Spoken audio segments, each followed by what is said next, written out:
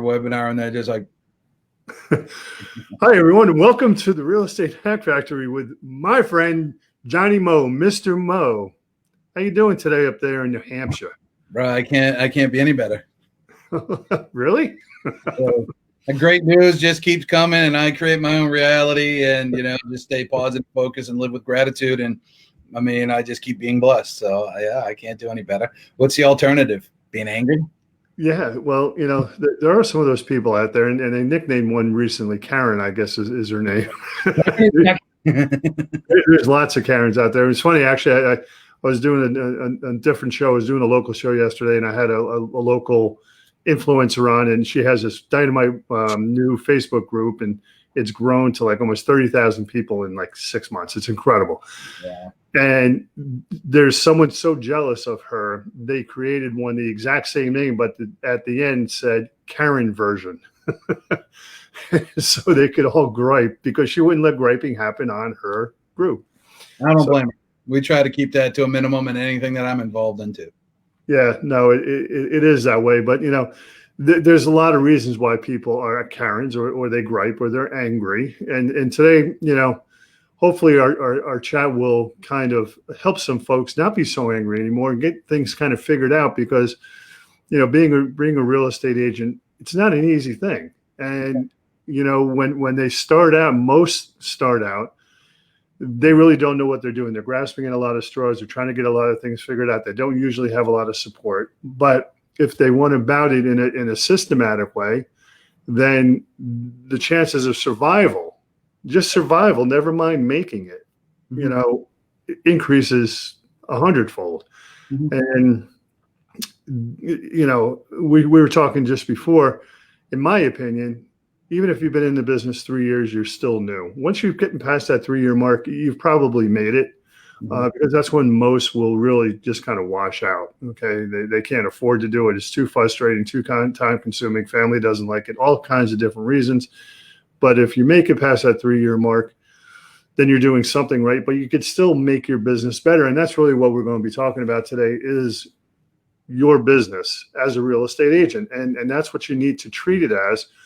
Agents every day, I know this, you know this, they get up and we talk to them and they're like, man, I'm busy. I'm doing all kinds of stuff. I'm running over here. I'm doing that. I'm doing this.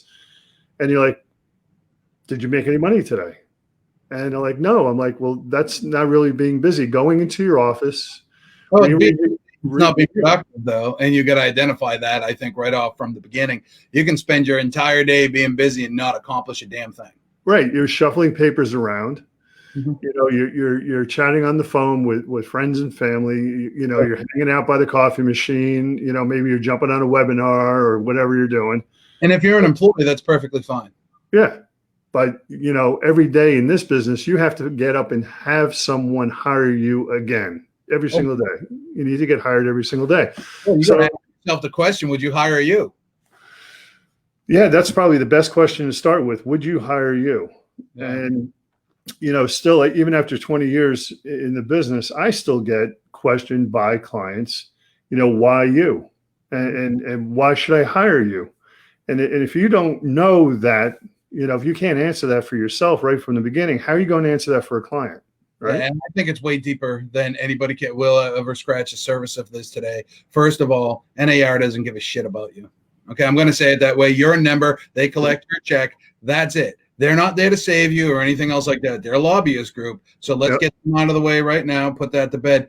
They're needed. Okay, I'm not saying anything bad about them, but let's get that out of the way. Your broker, most of the time, don't care about you, especially your franchise. You're a member. They know that new agent's going to come in, sell 3 houses a year. If you got 50 people running through your door per year, like the bigs, then that's 150 transactions. They're taking 30%, getting their cuts and everything else like that. That's a numbers game. You got to understand this. I said this yesterday. There is nobody out there to save you. It's you. The problem is people are coming into this, and most of them are coming to it from some sort of, if I sound harsh or angry or anything, it's just passion coming through everybody. I love y'all, and I'll give you the shirt off my back to help you. But anyways, they come into this business from a salary job or from an hourly job. They see it on TV with Josh Altman. It's going to be so easy and all this other stuff. Josh Altman lived on a couch, if I'm not mistaken, when he was getting going, okay? So it's not easy. It's hard as hell. Robert Kiyosaki talks about the quadrant, okay, his financial quadrant, where you have your employee, self-employed on one side, business owner and investor on the other. I would say 90+% of agents are self-employed and not business owners.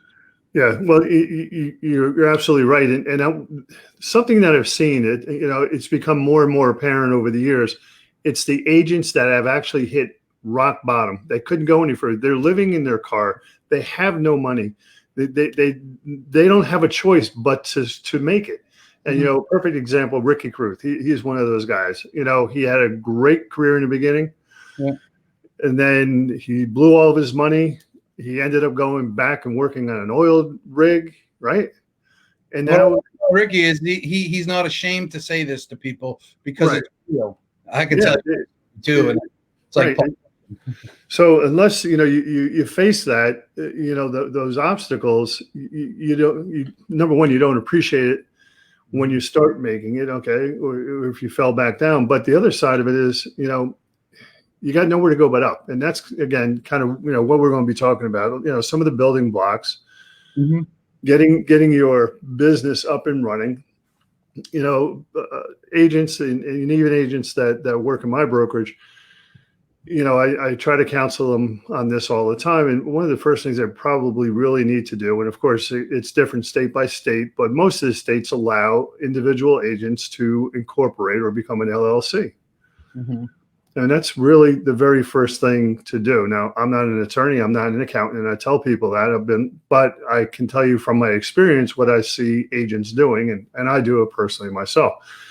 So it does a couple of things. It gives you some added insulation should something really go bump in the night, right? And then, for tax reasons as well, there's a benefit for that. Again, I'm not an accountant. Talk to your accountant about the best setup for you, but that's one of the first building blocks, even before your first commission check. You're in business, and you have to treat it like a business. And that's, if you're going to open up a shoe store, or if you're going to open a bakery, or you're going to open a restaurant, what's the first thing you're going to do? You're going to incorporate, right? So what's the difference? I'm glad you said that. Let me just do this, and this is something I onboard large associations. I've slowed down on that because I got my own focus. Well, you see behind me, and that's taken a lot of energy. You said bakery, and I'm glad you did, because this is what I say: if you make the world's best muffins, you need to know how you're going to get that message out there. You need to know how many muffins you need to sell every day in order to turn a profit. What happens if you don't sell those muffins, right? What happens? How do you pay your vendors? Who are your vendors? Who are your customers? Who's your avatar? What's your right? So we're breaking it down to something as simple as a good muffin costs what? $3, $4, or a good cupcake, $5, right? You got to sell a lot of cupcakes and muffins to get a decent profit like you would in real estate. But break it down that simple. You need to know a whole bunch of things. What are your recipes? Who are your vendors? What happens if you make 500 cupcakes today and you only sold 200? You got waste. You got 300 cupcakes, right? Yep. If you don't know and I use this because it's so silly. If you don't know, people get into real estate and it's just like, I'm going to sell to everybody. Well, now you're going to find out quickly that you're not. No, what you're going to know quickly is everybody knows 17 realtors. Yeah, there's 17 other bakeries on the block. There are 17 other bakeries. Why you? Why am I the one? Right? So even you, 20 years in the business, people are asking you, why you? Yeah. And it all comes down, I think, to clarity. And part of that clarity is, I built my training and my philosophies around Michael Gerber's The E-Myth. And when I explain this way, there's some aha moments that should happen. Michael Gerber breaks business down into 3 unique levels: entrepreneur, manager, and technician, EMT. Ironically, the same initials. That's no accident. Express My Town, EMT. That's on purpose. That's all by design. That's all by thought, because it was such an influence to me 20 years ago. So you got the entrepreneur, the manager, the technician. The entrepreneur says, I want to make $500,000 a year and get in and do it selling real estate. The manager, which most agents will skip, will say, okay, great, I understand that. Now we're getting into my principles, UPAD. The manager understands, okay, we need to make $500,000. Here's our numbers. Let's make a plan. P, you need to sell X amount of houses a day, which breaks down to X amount of conversations per week, per month, per year. It's that simple. That how many appointments per week, per month, per year. And then you as the technician, you put it into action, A, and you have the discipline, which is the hardest one, of course, discipline to do the work every single day, and it will become redundant. And this is what happens. You get on the roller coaster because you get busy, you stop you stop prospecting and networking. Down here you go again, right? Up and down. Now, all of a sudden, having the discipline to do the work consistently every single day and make sure at the end of the week, if you had to have 100 conversations, you had 100 conversations. If you missed it by 50, next week you got to do 150. And then that creates accountability back to the management level. And that accountability is what is missing in this industry, because your broker, some independent brokers are really great. Some bigger companies have put in productivity coaches and things, and those are really great. But it's only as good as you, the individual, to do the work. You can lie to all of them. Can you lie to yourself and be okay with it? Yeah, no. And you know, the reality is when you look at your bank account, that's the reality. That becomes the reality. And if you're not producing, then that decimal point doesn't move. And one of the other hard parts, and I get it too, because I've trained tons of agents and I lived through it too. Yeah. You were using the roller coaster metaphor just a minute ago, and it's very true. It's not only all of those things that you're doing and you're ebbing and flowing through your day, but all of a sudden your day can change in a matter of seconds. That phone rings and it's someone saying, hey, I want to, go in and listen. I want you to come, talk about listing my house, right? Or a buyer says, hey, I want to go look at some homes. I'm here to buy. I'm pre-qualified. Let's go. And then it turns to shit. Mm-hmm. Just as fast as it came in, it goes away. For whatever reason. Oh, my wife decided she didn't want to sell. Oh, my dad got sick. I can't go out and look at houses today. And, he's now, going to be in the hospital for 2 months. When he's done, I'll get back to you. Right. So all those highs that you just had a few minutes ago, they go away. And that's a really difficult part here in real estate. This job is the epitome of bipolar, right? Yeah. We go from the highest of highs to the lowest of lows in a matter of seconds. But there's a couple things that I think some of the things that I've identified why we allow that to happen. Now, understand, I don't expect a lot of people to truly maybe comprehend some of the things, maybe grasp onto some of the pieces, because it's my experience. Now, I've gone through the whole mind workshop, and I created one, the awakening and shadow work and all that other stuff. And what I identify it as is attachments to the outcome. And what is the outcome for real estate agents? The sale, and what is inside that sale is the commission. Most agents are desperate. They need that sale to happen because they're spending the government's money. And what I mean by that is when you get that commission check, $5,000, $10,000, whatever it is, well, your broker has been sweet and already took their cut. Thank you. Okay. Yeah. Rightfully so. So let's say you get $10,000. It's easy math for me, so I'm going to use $10,000. Next thing you know, you see him pulling in a new BMW, a Range Rover, or walking with some new Christian Le Bon or whatever the heck they are, pumps that cost $400 or whatever like that. Yeah. And the first question I always ask is, did you put 20 to 25% away for taxes in a separate account? No, but we're going to be fine. Oh, you are? Let me tell you a story. Let me tell you a story about this real estate agent that was $100,000 in debt because they thought the same thing. And then the market crashed and they got a divorce and they spent the government's money to survive. The government didn't forget. The government allowed you to do it with 21.9% interest and all sorts of other fees. Mm-hmm. I know that guy personally well. That guy's me. Okay. Let me tell you something. If you're getting that check, this is the number one reason I think agents fail in this business. They don't have financial literacy. Small Business Association says 4 out of 5 small businesses fail because lack of business management experience and knowledge. Within inside of that is financial literacy. Finance is everything.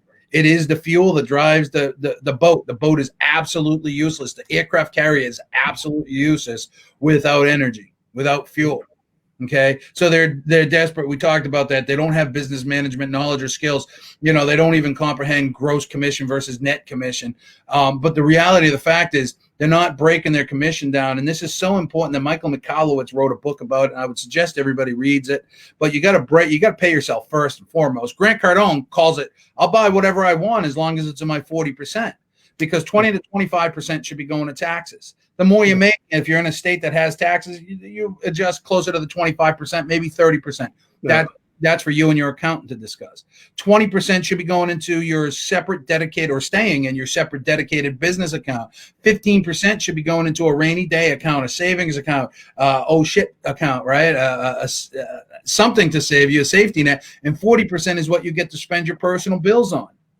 So if you take that and you blow it all because you bought a vacation, signed up for this, bought some new hats, you bought those pumps, whatever it is, where's the savings? Where's the business? And where's the tax money? You spent it.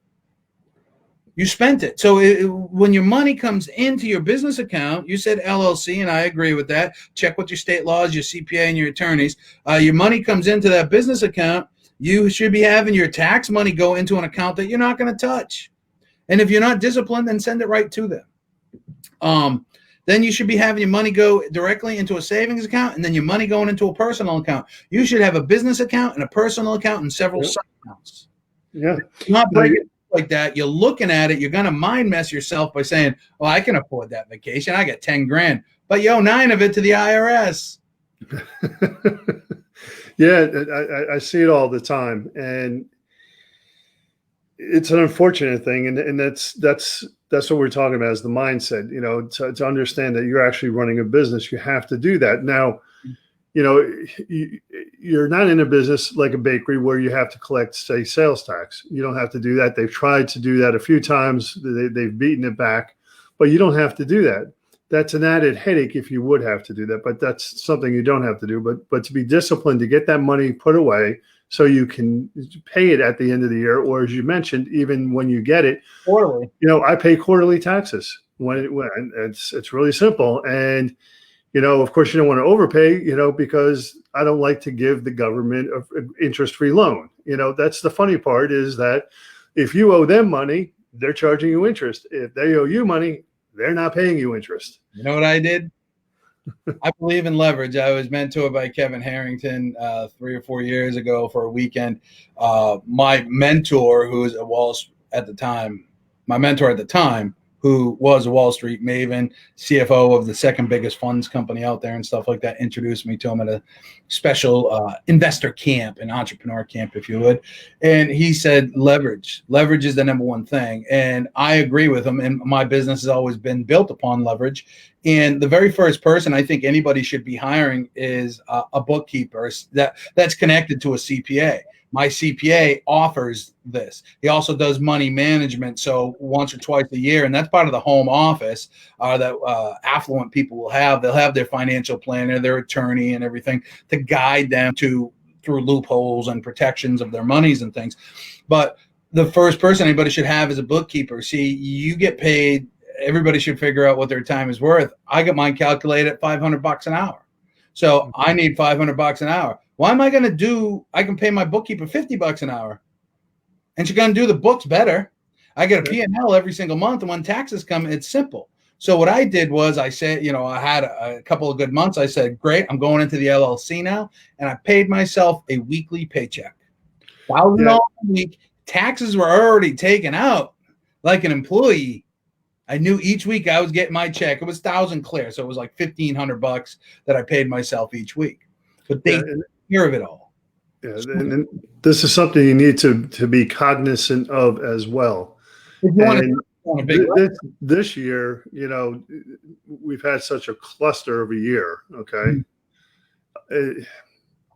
is the IRS really paying attention? Who knows?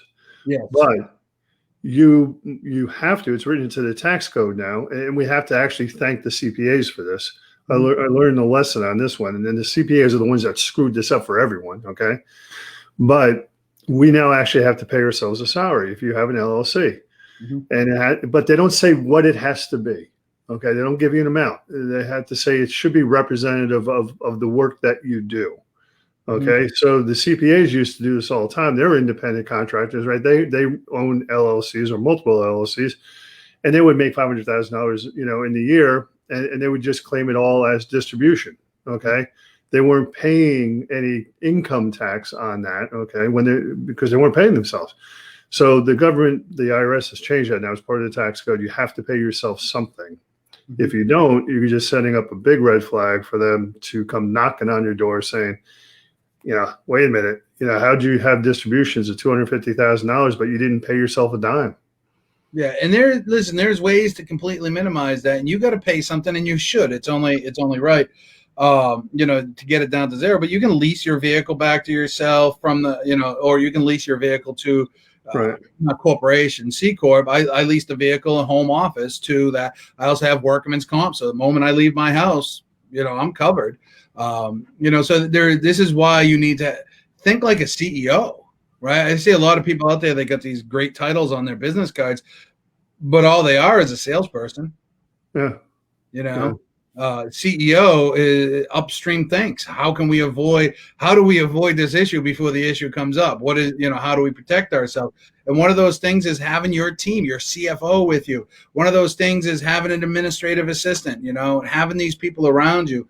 And knowing that it's a business and it takes capital to get into the business. But if you don't continue to learn, if you don't read the E-Myth, if you don't read Michael Michalowicz, if you don't read, Michael Mayer's book and these types of other books that help you become a better salesperson, a better manager, a better CFO, a better CEO, you will have success, but I don't think you're going to crack the code, because in order to crack the code, you are going to start to have people follow you or buy into your message. And if you're a mess, they're going to know, or eventually it's going to be exposed, right? Yeah, no, you bring up an excellent point.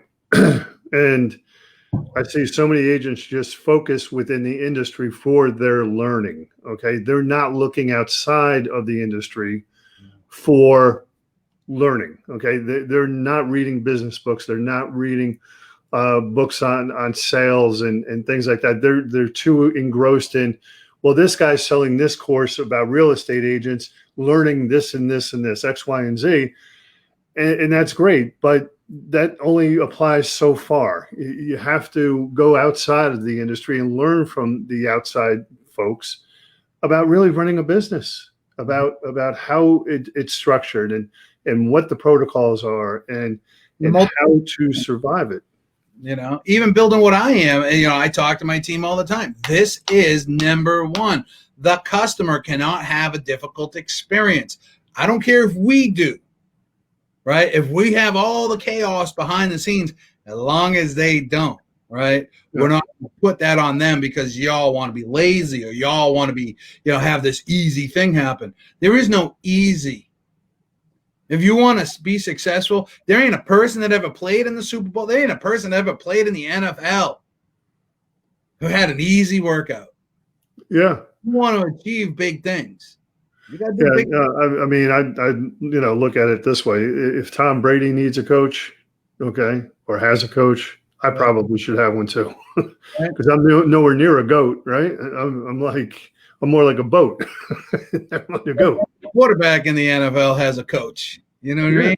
Multiple coaches. So, and call them coaches or mentors or something else like that. I've paid very little for coaching, but I've always had mentors. And my mentors, most of them were outside of the industry, because business is business. And what's the product I'm selling? What's the product or service I offer? I often say to people, tell me what you do. Let's act like we just met each other. And I learned this from Ryan Folan, creator of the 313 method of communication. He was another mentor of mine during that summer. What do you do? Oh, I'm a real estate agent. Oh, how's the market? That's how the conversation goes, right? Yeah. people might ask me in that capacity, so what do you do? Oh, you know what I do is I remove the inventory of available homes for sale by identifying the proper demographic of buyer. Oh, well, how do you do that? Oh, through a systematic marketing approach that we have and retargeting approach, we're able to, hone in on the buyers that are looking for that. And, we work with agents in the area who are working with that particular demographic as well. And we reach out to them. Oh, so what do you do? I'm a real estate agent. Sounds way different because the moment I say I'm a real estate agent, their guards are gonna go up and they're gonna be like, whoa, whoa, whoa, I already know what you're doing. The canned response is, how's rates or how's the market? Yeah. Conversation's over. Yeah. Right? You got to come at it differently. You got to come at it very differently and have that conversation that is diffusing, right? Even simple adjustments like that are so vital and important. Now, I just made all that stuff up out of my head. I would actually sit down and think about it a little bit. Yeah, for sure. Yeah, I mean, a simple one that I have some agents when they're starting out. It's really simple. It just goes like, I help people buy and sell homes throughout my marketplace. It's really simple, and it's like, oh, so you're in real estate. Well, as a matter of fact, I am in real estate. And this is what a lot of people don't get. When you say you're in real estate, they think you've pigeonholed yourself in there. Mm-hmm. But it's so much more than just buying or selling homes. And I don't mean all the ancillary work that goes in behind it, but there's so much more where you can be buying homes yourself. And that's a big trend these days. This is what a lot of us are doing. You're buying homes. Mm-hmm. Okay, you're maybe buying and flipping them, or you're building long-term rentals, or you're doing your short-term rentals, or you're doing property management, you're doing all these different things. But just simply by saying I'm a real estate agent, you've killed yourself dead in the water, right? Yeah. So I know that when we talk, we're going to keep these 20, 25 minutes. So we're approaching that point. I think we're a little bit over. I just want to wind it down real quick. Man, you could say something like that. You could say something like I did. You could say, well, I advise people on the largest I consult individuals on the largest purchase and sale of their lives. Yeah, you can say that. Well, you sound better and more sophisticated. You consult, you advise, stop being like everybody else. Start having some pride. I know a financial advisor that works for Ameriprise. I don't think Ameriprise happens to be the best company out there. They're fine. They've been around forever, right? But they have a system. They have a system. And he follows the system, but he does it in his own unique stuff. But he follows the system. The kid makes $500,000 a year. He's on Easy Street. Yeah. Well, it's a really complicated topic, and to squeeze all that into this short amount of time is really tough to do. We'll be talking more about it. And I just kind of want to leave the folks kind of an ending thought. Okay, it's an unfair game, so you either need to evolve or you're going to die. Okay, that's just what's going to happen. And to be, to get yourself organized, to run it like a business, get the professional help you need, look outside the industry. Those are all things you need to do to start surviving in the business and make a living at doing it. So you do, and that's the thing. Start educating yourself. I know you all probably hate reading. I don't particularly like reading. I don't sit there and say I want to curl up and read a book. I read every single day because it expands my brain. Read Jim Quick, Limitless. You want to blow your mind wide open? Do that. Read Michael Gerber's The E-Myth. Read Michael Michalowicz. There's so many books. Pick up a Seth Godin book. Pick up a Simon Sinek book. Read these books. Expand your mind. Stop calling yourself a realtor. That's just a badge that you're forced to wear in most places. And start calling yourself a business owner, a real estate advisor, something a little bit different than everybody else in the market is calling themselves. They're all real estate agents. You're all real estate agents. Start telling people what you do, not how you do it. Yeah, perfect. So we'll end it on that note. It was great to see you there, Mr. Johnny Moe, and I look forward to chatting with you again soon, man. Sounds good, man. Take care. Appreciate it. Peace.